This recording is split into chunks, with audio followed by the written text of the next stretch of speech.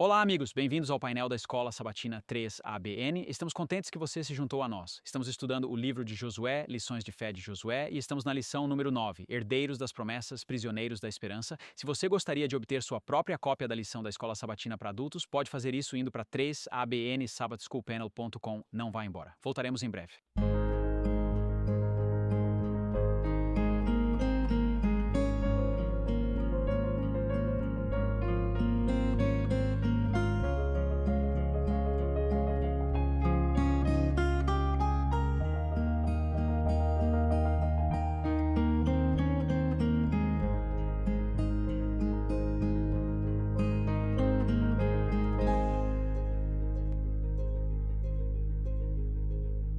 Olá e bem-vindo enquanto continuamos nosso estudo Lições de Fé de Josué. Estamos na lição número 9, Herdeiros das Promessas, Prisioneiros da Esperança, pastor James Rafferty aqui.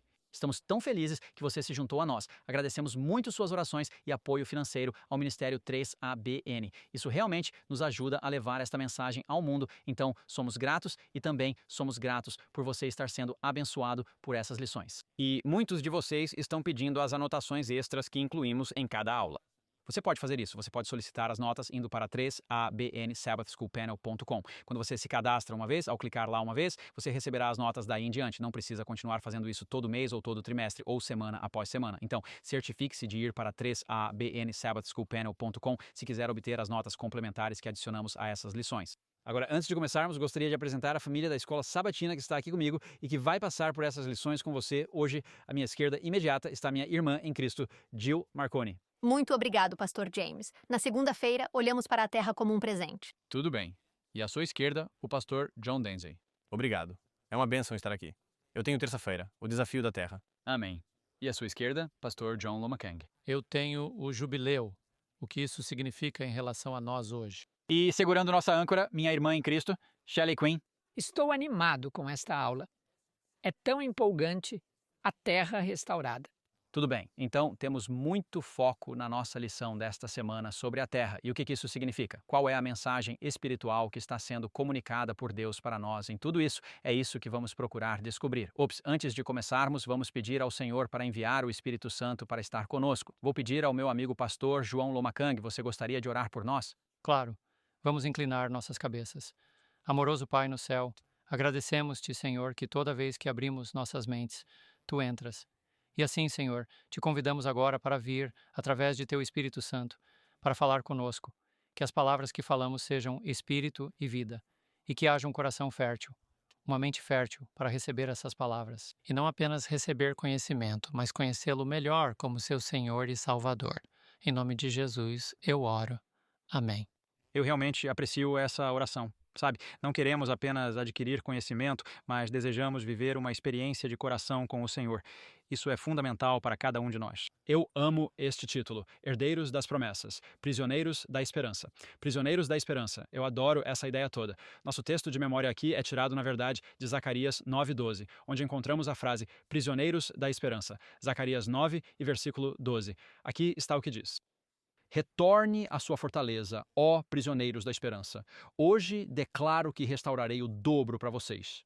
Qual é a nossa fortaleza? Qual é a fortaleza para prisioneiros da esperança? O que você pensa quando pensa na fortaleza a qual precisamos retornar como prisioneiros da esperança? A palavra de Deus, certo?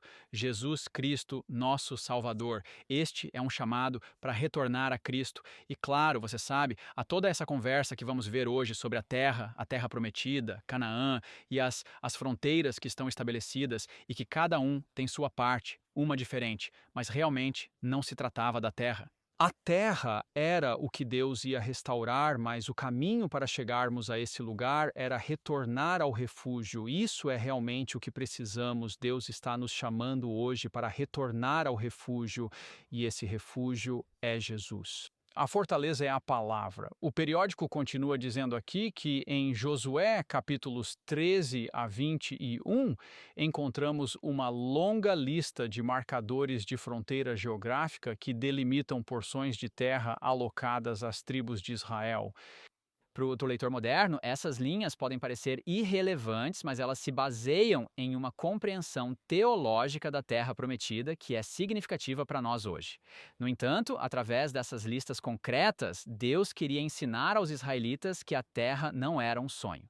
Foi prometido a eles de uma maneira muito tangível e mensurável, que eles tinham que pegar essa promessa e torná-la realidade, agindo sobre ela. Então, há uma conexão aqui entre o que Deus está dando ao seu povo e o relacionamento que ele deseja ter com eles. Eles devem agir de acordo com o que ele está dando a eles. Em outras palavras, eles não estão apenas se mudando para lá e ficando sentados sem fazer nada, mas há algo que Deus quer que eles façam. E essa é a mensagem que nos é comunicada. Falamos em nosso último estudo sobre a importância de contemplar Cristo. Retornar à fortaleza é fixar nossos olhos em Jesus. Contemplar Cristo, olhar para Deus e, como diz aqui, reivindicar suas promessas. Somos herdeiros de promessas. A terra é prometida ao povo de Deus. E essa promessa é o que faz disso uma realidade, tanto para eles quanto para nós. O boletim trimestral continua dizendo, ou seja, sim, Deus ia dar a terra a eles como herança. Ia ser um presente, significando o cumprimento do que ele tinha prometido aos pais deles. Veja, eu pus diante de você, a terra diante de você, entre e possua a terra que o Senhor jurou dar aos seus pais Abraão, Isaque e Jacó, para dar aos seus descendentes depois deles, Deuteronômio 1:8. Mas sim, eles também tinham seu papel a desempenhar. E é isso que eu amo sobre o Evangelho. O Evangelho que Deus nos deu é um presente. Deus nos deu a salvação em Jesus Cristo, mas temos nossa parte a fazer. E a parte que acho mais significativa é o que Jesus descreve no capítulo 15 de João. Se vocês permanecerem em mim e eu em vocês, então produzirão muito fruto. E é claro que esta terra deveria produzir muito fruto. Você pode imaginar como teria sido se eles tivessem entrado lá e herdado casas, e herdado vinhas, e herdado árvores frutíferas e todas essas coisas, e eles simplesmente se acomodaram e disseram, bem, aquelas árvores frutíferas crescerão frutos. Aquelas casas, aquelas vinhas vão crescer e não precisamos fazer nada. E vamos apenas acordar de manhã e as uvas vão magicamente aparecer na mesa. Você sabe, vamos ter todas essas coisas meio que... Não, Deus nos deu isso, mas temos um papel a desempenhar. Agora, em nossa casa, temos vinhedos de uvas. Quero dizer, vinhedos. Eu não diria vinhedos. Temos videiras. Temos 2 videiras. Eu não sei se conseguimos tanta fruta quanto os pequenos pestinhas conseguem. Sabe o que quero dizer? E às vezes acordamos de manhã e aquelas uvas estavam lá em cima e de repente desapareceram, certo? Precisamos encontrar uma solução aqui. Precisamos fazer algo sobre os esquilos. Precisamos fazer algo sobre as toupeiras. Precisamos fazer nossa parte. Precisamos proteger nosso relacionamento com Cristo. E a maneira como protegemos esse relacionamento é nos conectarmos com Ele, permanecermos nele e passarmos tempo com Ele. Ele nos deu o dom da salvação, mas não ficamos parados e dizemos que, você sabe, estamos salvos uma vez, o que temos é que estamos apenas navegando. Deus quer que entremos em um relacionamento com Ele que proteja, isso coloca limites em torno desses frutos que Ele está produzindo em nós. Então, esta semana, vamos ver alguns conceitos teológicos relacionados à Terra Prometida e suas implicações espirituais para aqueles que reivindicam todas as promessas que estão em Jesus Cristo. Eu estava lendo novamente do trimestral. Então, enquanto avançamos para a lição de domingo, pode ser, a lição de domingo é Éden e Canaã. Éden e Canaã.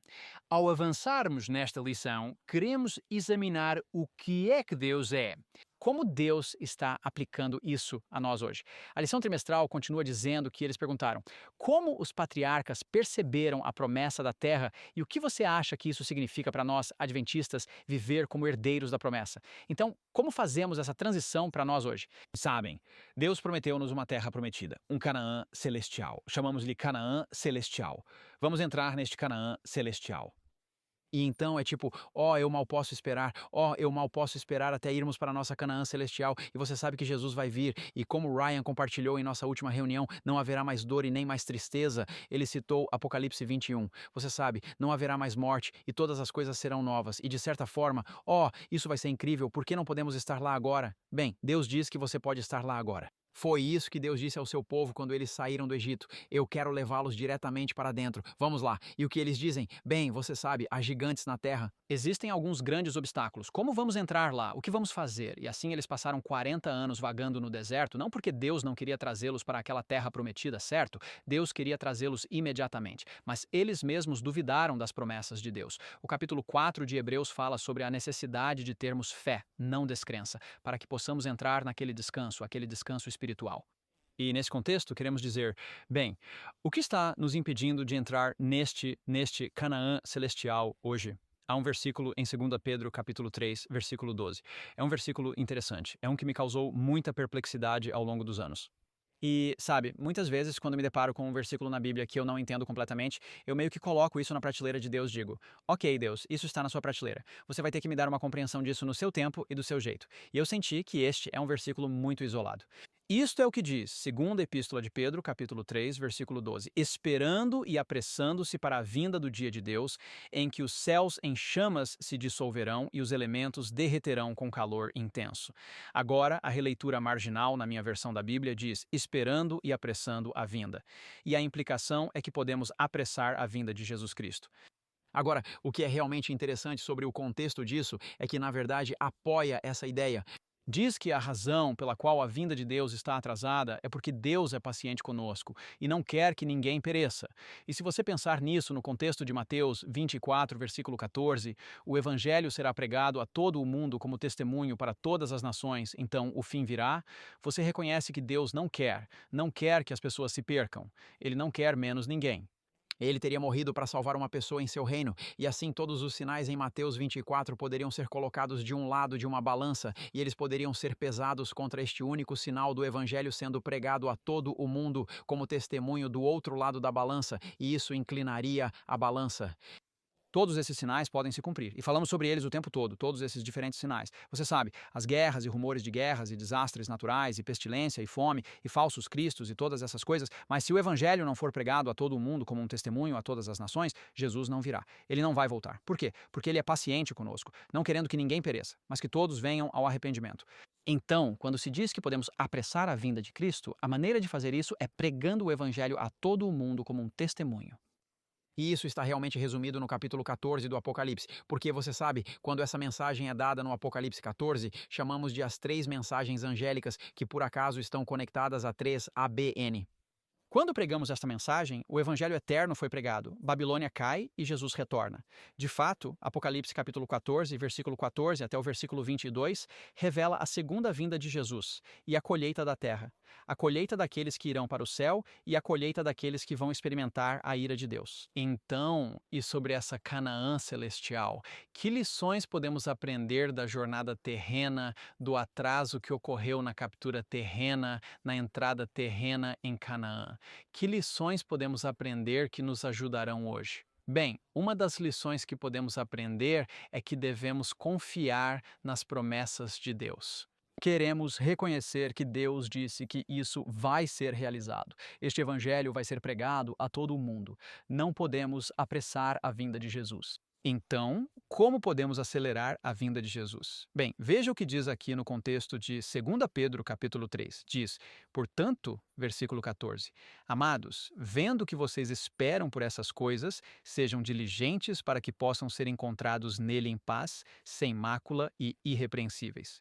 Agora, há um livro escrito sobre isso. Na verdade, chama-se Spotless, por nossa irmã em Cristo, Shelley Quinn. É isso que Deus está nos chamando para entrar nessa experiência de estar sem culpa e impecável. Por quê? Porque isso é o que significa pregar o evangelho como uma testemunha. Não se trata apenas de pregar o evangelho. Trata-se de pregar o evangelho como testemunha. Deus está nos chamando a entrar em uma experiência, um relacionamento com Ele, como Josué e Caleb tiveram um relacionamento onde acreditamos nas promessas de Deus, onde somos prisioneiros da esperança e entramos em ação e, por assim dizer, acreditamos que Deus pode derrubar os gigantes. Os grandes pecados, os grandes desencorajamentos, os grandes fracassos em nossas vidas e nos entregar à terra prometida. Amém. Muito obrigado, Pastor James. Isso é tão encorajador. As promessas na palavra de Deus e que podemos olhar para Jesus e ansiar por aquela Canaã celestial e eterna. Eu amo isso.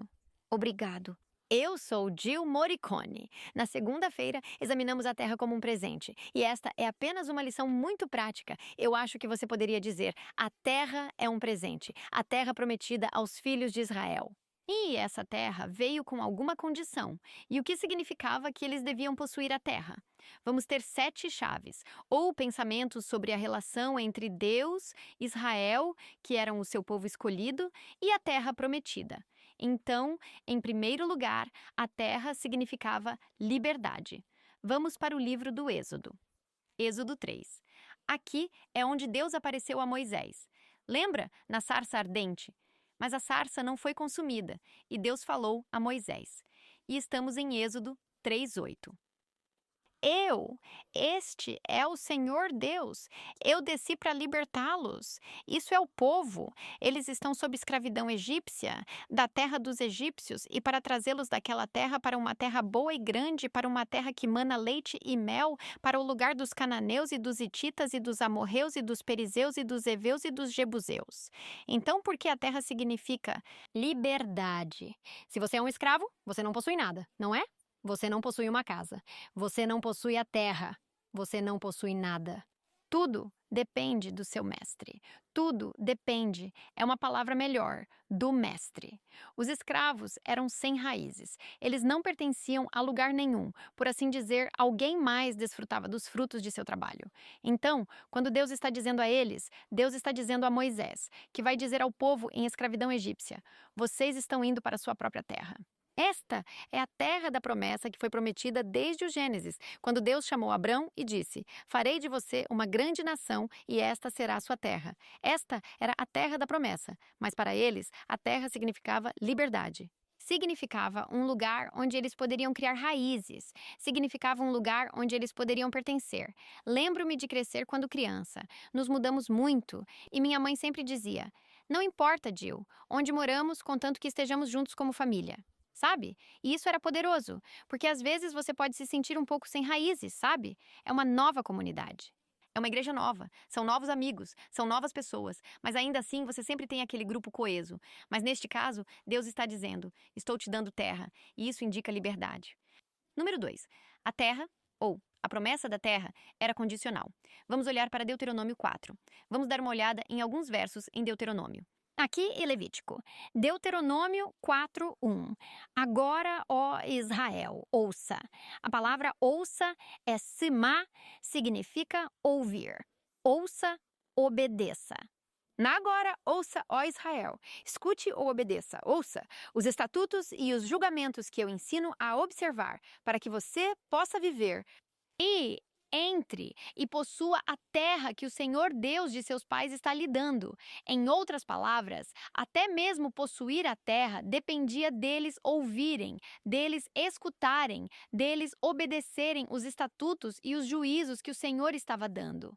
Até mesmo a posse da terra era condicional à fé que você mencionou, Pastor James. Lá no capítulo 3 de Hebreus, eles não entraram por causa da incredulidade. Portanto, a terra, a posse daquela terra, era condicional. Mas não apenas a posse, mas a retenção, você poderia dizer, da terra.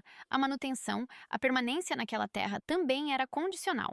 Levítico, capítulo 20, versículo 22. Levítico 20, 22. Portanto, guardem todos os meus estatutos e todos os meus juízos e os cumpram, para que a terra para onde estou levando vocês para habitar não os vomite.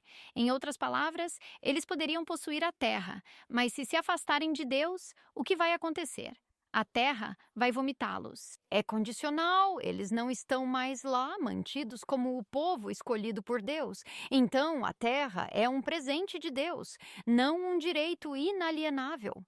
O povo de Deus podia habitar na terra enquanto estivesse em um relacionamento de aliança com Deus, Shelley, e enquanto respeitasse os princípios da aliança, mas não podiam reivindicar a terra como sua, por assim dizer. A lição diz isso. Eles não poderiam ter a terra e suas bênçãos sem a bênção de Deus. Então, a posse da terra é condicional. Vamos voltar para Deuteronômio 4. Mais um versículo sobre isso, Deuteronômio 4, 26. E isso realmente está no contexto deles fazendo imagens esculpidas, imagens gravadas e voltando à adoração de ídolos. Diz assim: chamo o céu e a terra para testemunhar contra vocês neste dia que se fizerem isso, vocês logo perecerão totalmente da terra que cruzam o Jordão para possuir. Agora, isso é um aviso de Moisés antes de eles terem sequer atravessado, porque Josué ainda não aconteceu. Eles não cruzaram o Jordão. Vocês não prolongarão seus dias nela, mas serão totalmente destruídos. E o que aconteceu? Ao olhar para a história dos filhos de Israel, vez após vez, eles se voltaram para ídolos de sua própria escolha. Eles negligenciaram Deus, eles fizeram o que queriam, eles seguiram o caminho que escolheram. E vemos Deus enviando julgamento, e às vezes as pessoas se arrependiam e voltavam-se para Deus e ele estendia a misericórdia. E então vemos novamente, eles voltando à adoração de ídolos, e eventualmente o que aconteceu com o Reino do Norte? Eles perderam a terra, por assim dizer, foram totalmente dispersos entre os assírios quando vieram levá-los cativos, foram removidos da terra. E quanto a Judá, o Reino do Sul? Bem, eles foram removidos por 70 anos durante os 70 anos de cativeiro babilônico. Mas depois, foram restaurados porque Deus é misericordioso. Houve arrependimento e Deus os trouxe de volta. Vamos dar uma olhada no número 3. A terra tinha restrições. Agora, este é um interessante. Estamos em Levítico. Levítico 25, 23, e o pastor John provavelmente vai cobrir mais disso, mas este é apenas um versículo de lá. Levítico 25, 23. A terra não será vendida permanentemente, pois a terra é minha, pois vocês são estrangeiros e peregrinos comigo. Em outras palavras, eles não podiam vender a terra. Eles só podiam arrendá-lo por um certo período de tempo. Talvez este seja o modo de Deus impedir que os ricos oprimam os pobres. Ou dar, algo para aqueles que não tinham nada. A terra vinha com algumas restrições. 4. A terra realmente lhes ensinava sobre Deus. Estamos em Deuteronômio 8. Esta passagem me deixa um pouco triste, mas é um aviso dado ao povo. Deuteronômio 8, versículo 11. Cuidado para não se esquecer do Senhor, seu Deus. Pule para o versículo 12. Para que não aconteça que quando tivermos comido e estivermos saciados e tivermos construído belas casas e nelas habitarmos, e quando nossos rebanhos e manadas se multiplicarem, e nossa prata e ouro se multiplicarem. Pule para o versículo 14. Quando o seu coração se exalta e você esquece o Senhor, seu Deus, Ele é quem o tirou da terra do Egito, da casa da servidão, que o guiou através daquele grande e terrível deserto, que trouxe água para você da rocha dura. Versículo 16. Quem te alimentou no deserto com maná? Você sabe, a terra, quando o povo tomou posse da terra, constantemente lembrava Israel de sua dependência de Deus. Quem providenciou a água? Deus enviou a água da rocha. Quem deu a eles comida? Deus deu a eles maná. E então, quando eles possuíram a terra, Deus foi quem enviou a chuva. Deus foi quem fez as plantações crescerem. Sim, eles tinham um papel a desempenhar, para colaborar, por assim dizer, para cultivar a terra, mas Deus é quem está no comando. Quem proporcionou a capacidade de construir as belas casas? Quem multiplicou os rebanhos e os bandos? Quem deu a chuva para as colheitas? Quem deu o poder de obter riqueza? Tudo é Deus. Então, como eles estavam envolvidos nessa busca agrícola, por assim dizer, isso os ensinou sobre Deus. E isso os ensinou a depender de Deus e a necessidade disso. Vamos para o número 5. Descobrimos, isso está em Salmos 24, versículo 1. Descobrimos que a terra é, na verdade, propriedade de Deus. Agora foi dado aos filhos de Israel e eles deveriam possuí-lo enquanto andassem em obediência. Mas a terra pertence a Deus. Salmo 24, 1. A terra é do Senhor e toda a sua plenitude, o mundo e aqueles que nele habitam. Tudo pertence a Deus. Agora ele designou a terra para Israel e disse: Eu vou te dar, mas era totalmente de Deus. Número 6. A terra é ocupada pela fé. Hebreus 11, 9. Pela fé, este é Abraão, habitou na terra da promessa como em um país estrangeiro. Então, é ocupada pela fé, habitando em tendas com Isaque e Jacó, os herdeiros com ele da mesma promessa. Pois ele esperava pela cidade que tem fundamentos, cujo arquiteto e construtor é Deus.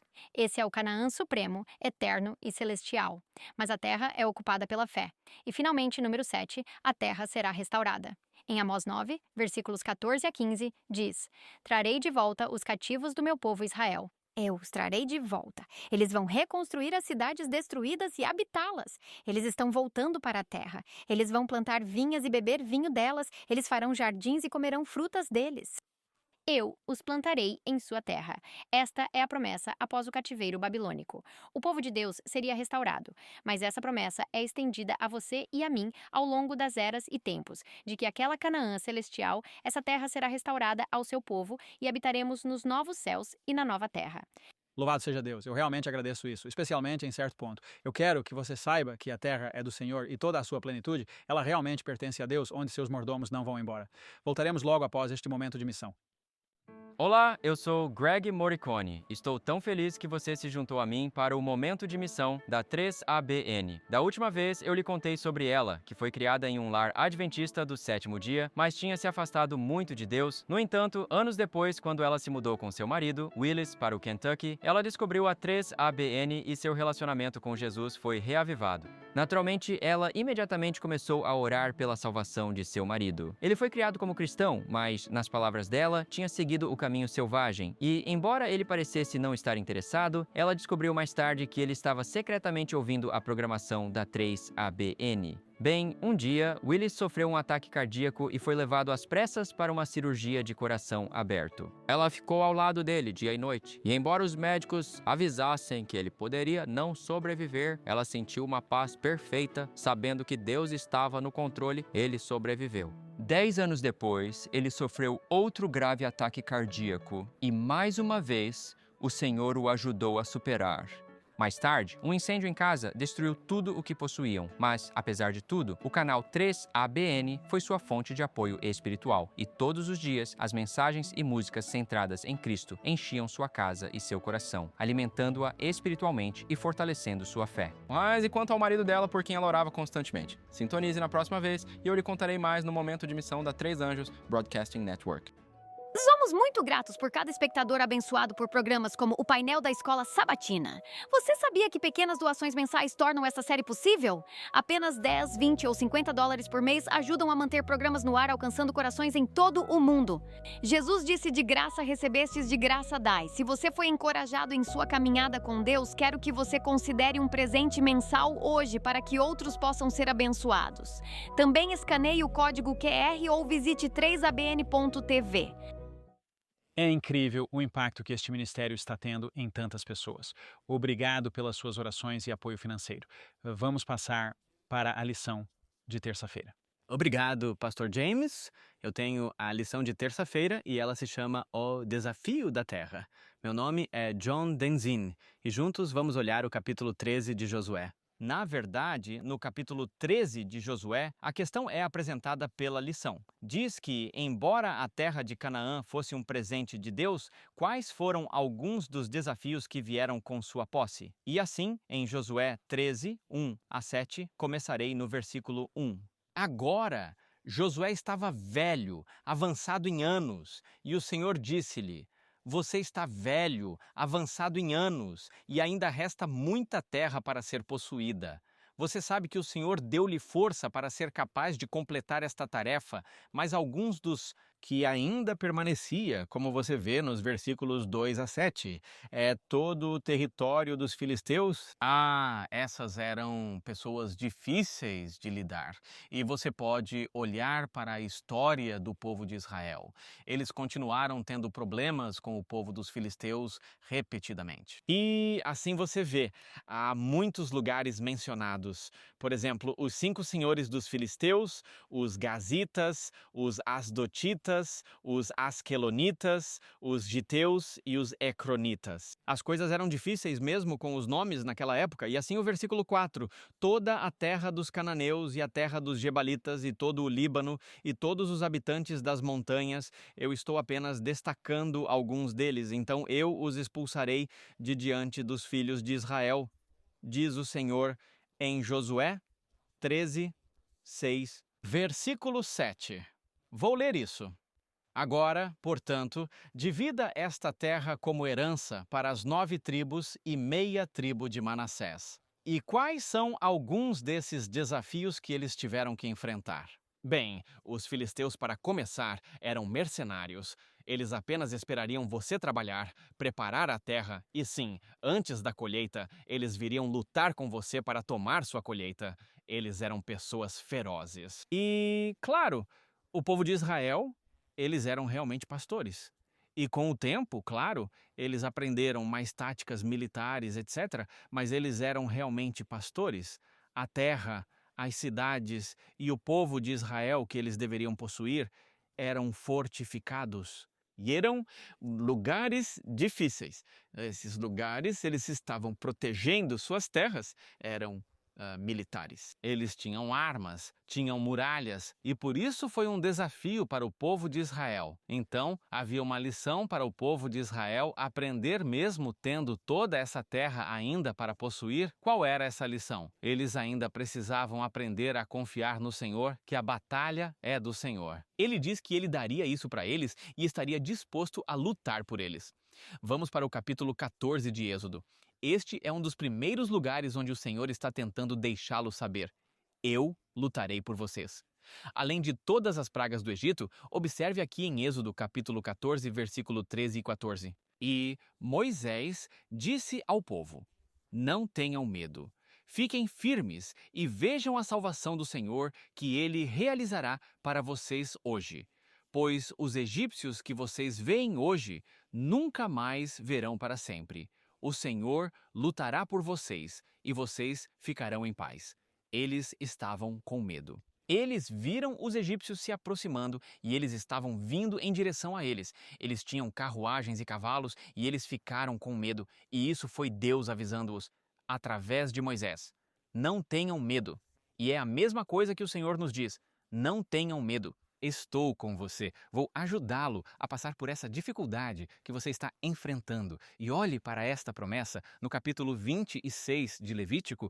Todo o Levítico 26 é maravilhoso, mas só tenho tempo para ler os versículos 6 a 9. Levítico 26. Darei paz à terra e você se deitará, e ninguém te fará temer. Livrarei a terra de animais malignos, e a espada não passará pela sua terra. Você perseguirá seus inimigos, e eles cairão pela espada diante de você. 5 de vocês perseguirão 100, e 100 de vocês colocarão 10.000 em fuga. Seus inimigos cairão pela espada diante de você, pois olharei para você favoravelmente e farei você frutificar, multiplicá-lo e confirmarei minha aliança com você. Que promessas maravilhosas! Estas eram promessas que edificavam a fé que o povo de Israel tinha. Existem muitas promessas que edificam a fé que o Senhor tem para nós e seria bom nos familiarizarmos com elas e também memorizarmos o máximo possível. Da lição que li para você, diz: dado o fato de que por séculos os israelitas viveram como escravos, suas habilidades militares eram inadequadas para conquistar a terra. Nem mesmo os senhores de escravos, os egípcios, com seus exércitos habilidosos e bem equipados, conseguiram ocupá-la permanentemente. Os egípcios nunca conquistaram Canaã completamente por causa da inexpugnabilidade das cidades muradas. Agora, uma nação de ex-escravos é instruída a conquistar uma terra que seus antigos senhores não conseguiram subjugar. Se alguma vez possuírem a terra, será apenas pela graça de Deus, não por seus próprios esforços. E esta é uma lição para aprendermos também. Não é apenas através de nosso próprio esforço, nosso esforço sozinho, que podemos vencer os desafios que enfrentamos nesta vida. Então, vamos continuar confiando em... Então, para possuir toda esta terra, eles tinham que obedecer ao Senhor e seguir como ele estava conduzindo. Novamente, da lição, é muito interessante também. Esta complexidade da conquista ilustra a dinâmica da nossa salvação. Assim como Israel, não podemos fazer nada para merecer nossa salvação. Efésios capítulo 2, versículo 8 e 9. É um presente, assim como a terra foi um presente de Deus para Israel com base em sua relação de aliança com ele, certamente não foi baseada nos méritos deles. E então vamos olhar para o livro de Deuteronômio, capítulo 9, versículo 5 e 6, destacado pela lição. E é muito, muito importante para nós entendermos isso para a nossa própria experiência também. Deuteronômio 9, começando no versículo 5, não é por causa da sua justiça ou da retidão do seu coração que você entra para possuir a terra deles, mas por causa da maldade dessas nações que o Senhor seu Deus os expulsa de diante de você. e que ele possa cumprir a palavra que o Senhor jurou aos seus pais, a Abraão, Isaque e Jacó. Portanto, entendam que o Senhor, seu Deus, não está lhes dando esta boa terra para possuí-la por causa de sua retidão, pois vocês são um povo teimoso. Vocês sabem, nós olhamos para o povo de Israel e dizemos: uau, eles eram teimosos, eles eram um povo obstinado. A questão é: temos algum povo obstinado entre nós hoje? Eu não sei, talvez eu mesmo, eu sou uma pessoa teimosa, ou talvez você que está me ouvindo seja uma pessoa teimosa. Vamos deixar o Senhor nos transformar para que não resistamos aos seus esforços para nos transformar. Ele está fazendo um esforço para nos transformar e enquanto cooperamos com Ele, o trabalho será realizado. Louvado seja o Senhor por isso. Gosto desta pergunta da lição: como os cristãos de hoje enfrentam desafios semelhantes aos relacionados à ocupação da terra prometida, e um dos versículos apresentados aqui é Filipenses 2:12. Portanto, meus amados, como sempre obedecestes, não apenas na minha presença, mas agora muito mais na minha ausência, trabalhai na vossa própria salvação com temor e tremor. Uau! Porque o Senhor quer que trabalhemos nossa própria salvação com temor e tremor? Pensei que fosse um presente que recebemos pela graça. Sim, é pela graça que somos salvos por meio da fé, que não vem de nós, não das nossas obras, para que ninguém se vanglorie, mas devemos cooperar com o Senhor, porque, você sabe, podemos ser pessoas de dura cerviz, podemos ser pessoas teimosas, podemos querer voltar às coisas do Egito, ao mundo e às coisas que o mundo tem a oferecer. Isso deve fazer parte do medo que temos de querer voltar às coisas más que costumávamos fazer ou continuar nos hábitos que abandonamos pela graça do Senhor, com medo e tremor, no sentido de não confiar em nós mesmos, porque às vezes confiamos em nós mesmos, não é? Vamos continuar a confiar no Senhor. Eu preciso ler rapidamente aqui, Hebreus capítulo 12, versículo 1 e 2, se me permite, portanto, nós também, já que estamos rodeados por tão grande nuvem de testemunhas, deixemos de lado todo o peso e o pecado, que tão facilmente nos enreda e nos deixa correr com perseverança a corrida que está diante de nós. Meu tempo acabou, leia também o versículo 12, é uma bênção para você e para mim também. Muito obrigado, Pastor Denzi. Estou cobrindo o jubileu. É um termo que a maioria das pessoas nem sequer ouve ou fala sobre ao estudar a Bíblia, mas a Bíblia está repleta de linguagem de jubileu. E o dia da expiação foi o ponto de partida de onde se contava o 50º dia do jubileu. Há várias aplicações sobre o jubileu, e eu quero meio que estabelecer uma base porque o livro de Josué não fala sobre o jubileu, principalmente o livro de Levítico, e apenas uma referência no livro dos Números.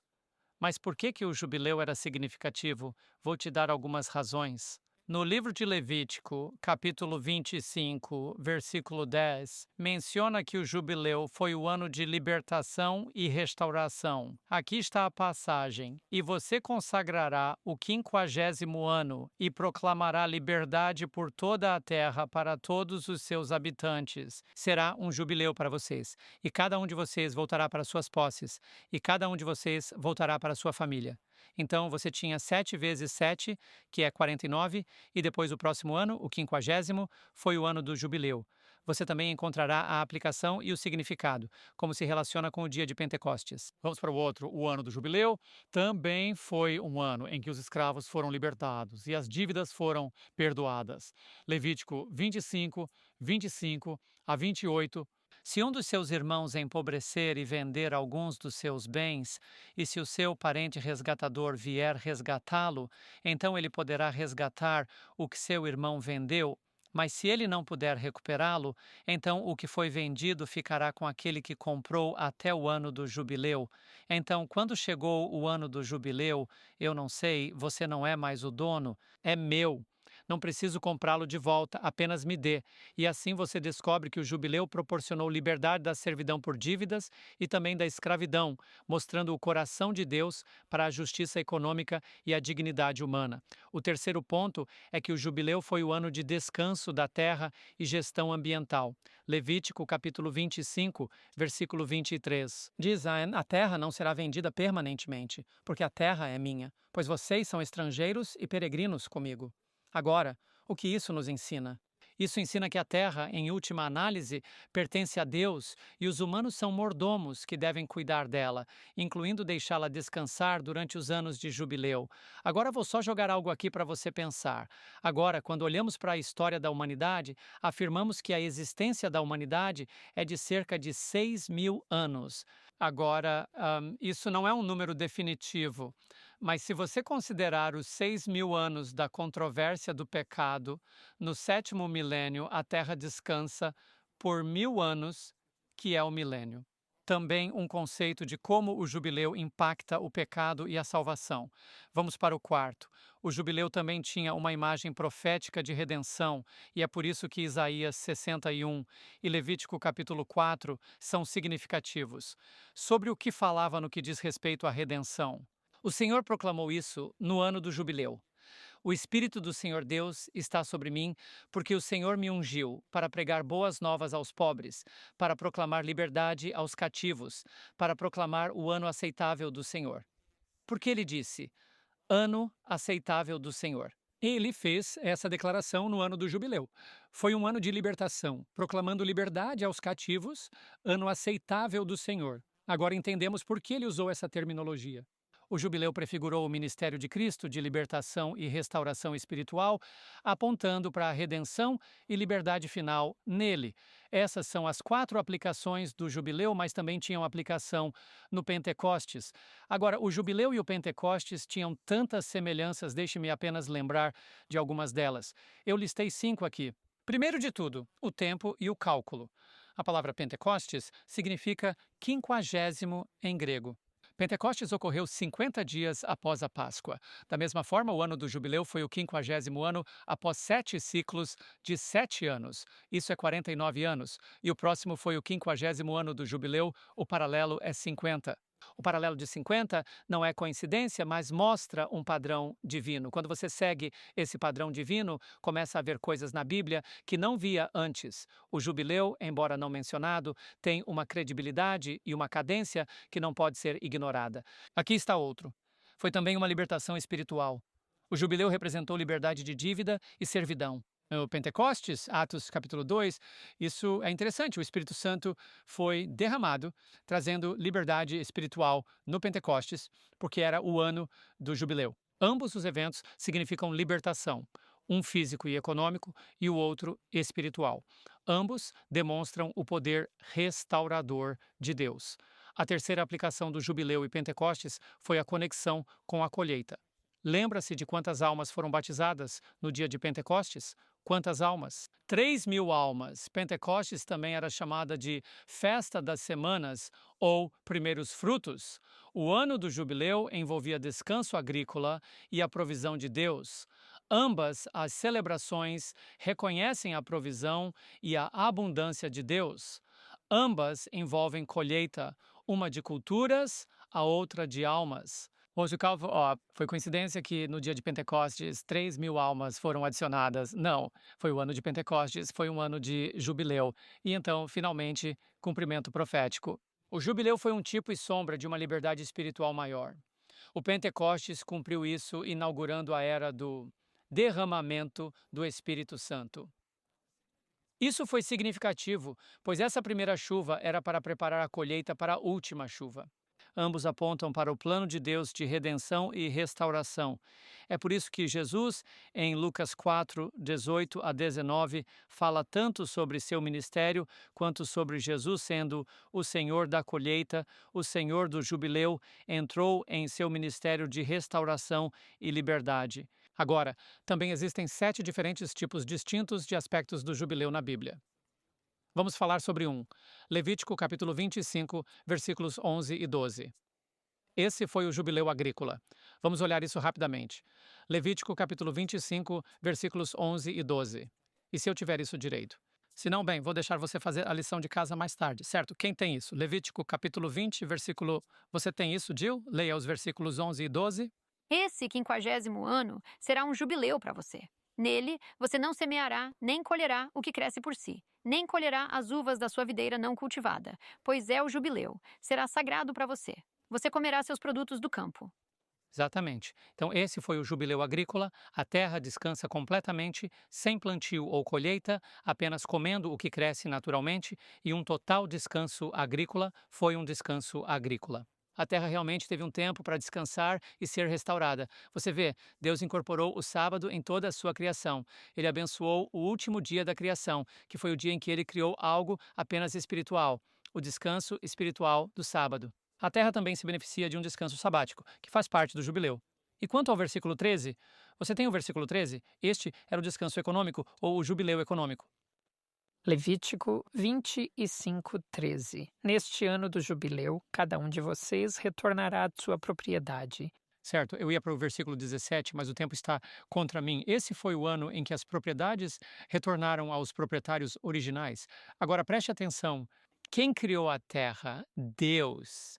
No ponto do 7º milésimo ano, 1/7, o último do tempo do jubileu, a quem a terra volta? Aquele que a criou e descansa por 1000 anos. Todas as dívidas estão canceladas. Qual é a maior dívida cancelada pelo Senhor? A dívida do pecado. O salário do pecado está cancelado permanentemente. Os preços da terra foram calculados com base no ano até o jubileu, e o descanso econômico e a restauração eram a aplicação do jubileu econômico. Também tinha um jubileu social.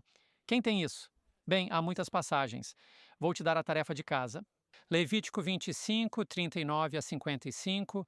Não podemos cobrir tudo isso, mas foi o ano em que os escravos hebreus foram libertados, famílias se reuniram, o retorno à propriedade ancestral e a restauração e igualdade social. Assim, Deus tinha tanto incorporado no jubileu. Agora que você está começando a ver, não pode perder. Aqui está outro. Jubileu messiânico profético, que é Isaías 61 e Lucas capítulo 4. Libertação espiritual proclamada por Jesus como cumprimento de seu ministério, liberdade última do pecado e restauração eterna.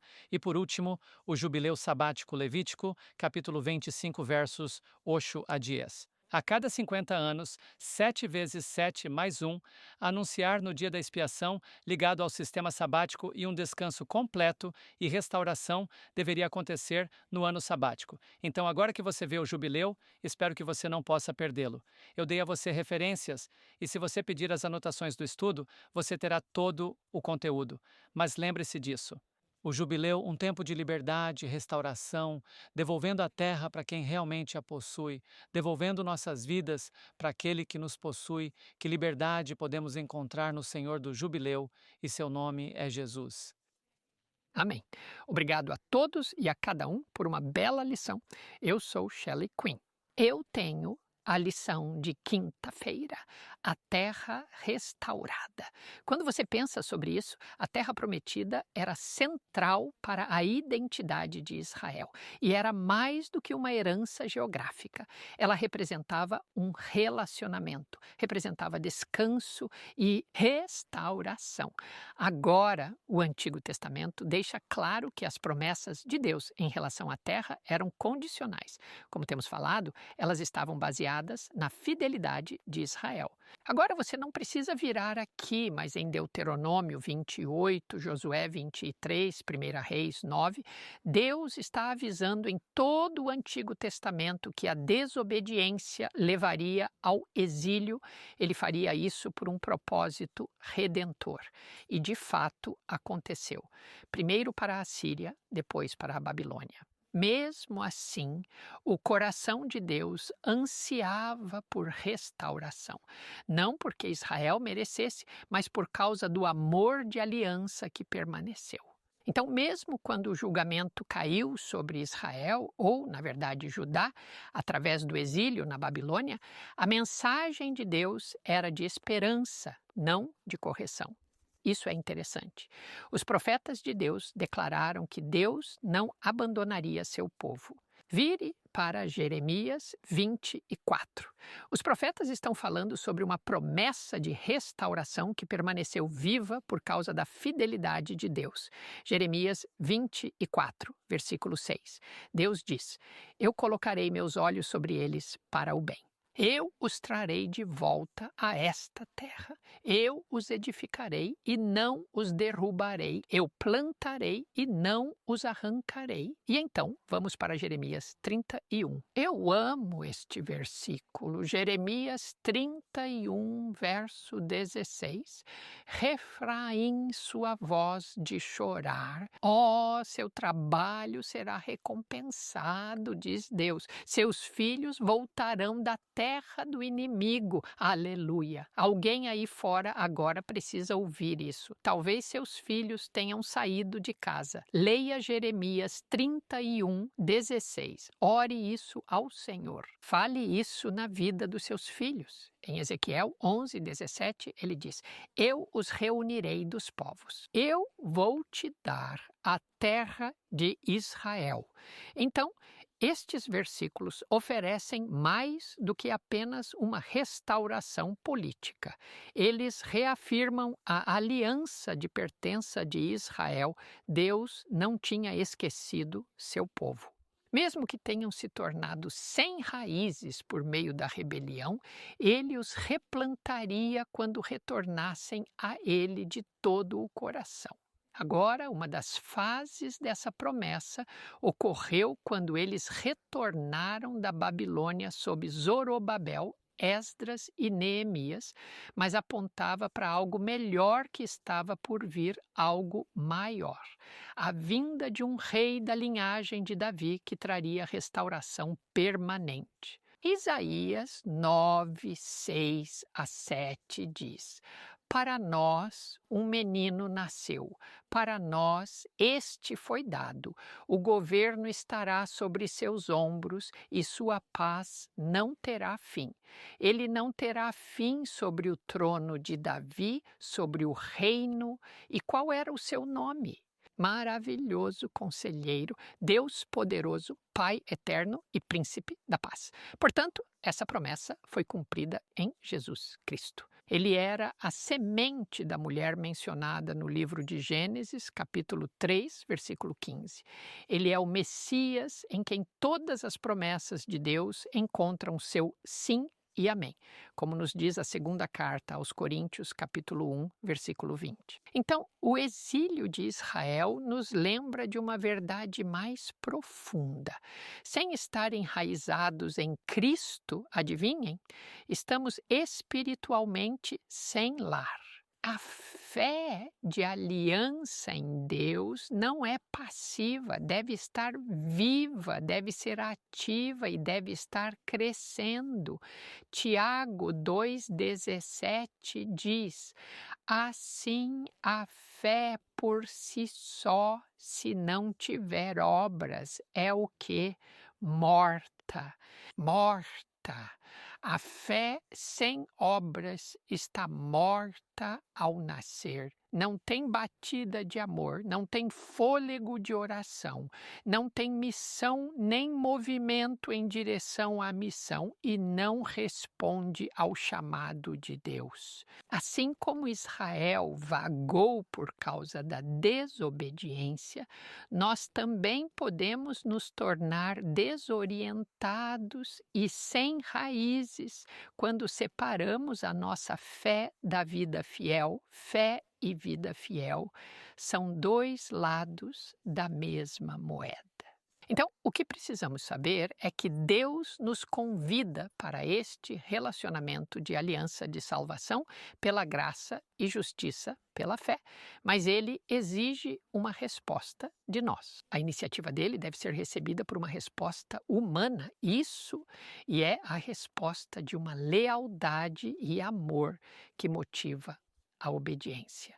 Não somos salvos por obras, mas vemos em Efésios 2, 8 a 10 que diz: nós somos de Deus. Há a habilidade para fazer as boas obras que Ele preparou de antemão para nós fazermos. Portanto, obras de fé foram o caminho de restauração para Israel e hoje ainda permanecem o caminho para a nossa herança espiritual, que foi Sabe, a promessa da terra na aliança com Abraão culmina na nova terra. Abraão estava olhando para aquela cidade que não foi construída por mãos humanas, mas quando chegarmos à nova terra, ao céu e à nova terra, Deus vai habitar conosco para sempre. Alguém estava dizendo: mal posso esperar para Jesus voltar para que eu possa ver meu ente querido. E eu disse: sabe, estive pensando nisso. E eu acho que quando Jesus voltar, eu nem vou perceber ele por alguns minutos, porque vou estar tão empolgado em vê-lo face a face. Mas quando olhamos para o Antigo Testamento, ele foca na terra física, mas à luz de Cristo, a terra é reinterpretada. Torna-se o símbolo da bênção espiritual que Deus planeja dar ao seu povo fiel, tanto aqui e agora quanto no futuro. É uma paz, uma identidade, um pertencimento a Deus, uma herança. Efésios, capítulo 2, versículo 6, diz: Ele nos levantou juntos e nos fez sentar juntos em lugares celestiais em Cristo Jesus. Então, o que você estava falando, onde sua mãe disse: onde quer que estejamos, é casa. Veja, Jesus redefine casa. Não é pela geografia, é pelo relacionamento. E onde quer que Cristo habite, essa é a terra da promessa. Estou te dizendo. Assim, através dele, tanto judeus quanto gentios são herdeiros segundo a promessa. É isso que Gálatas, capítulo 3, versículo 29 nos diz, mas ainda há um cumprimento futuro desta terra prometida, e é um cumprimento eterno. Os profetas viram isso. A herança definitiva é a nova terra que João viu em visão, e ele nos conta em Apocalipse 21. Vou apenas ler partes disso, mas ele diz: Eu vi um novo céu e uma nova terra, e ouvi uma voz alta dizendo: Eis que o tabernáculo de Deus está com os homens, e ele habitará com eles. Considere isso. Deus vai viver conosco. Isso é incrível. E você sabe, estaremos livres do pecado, estaremos livres da tristeza.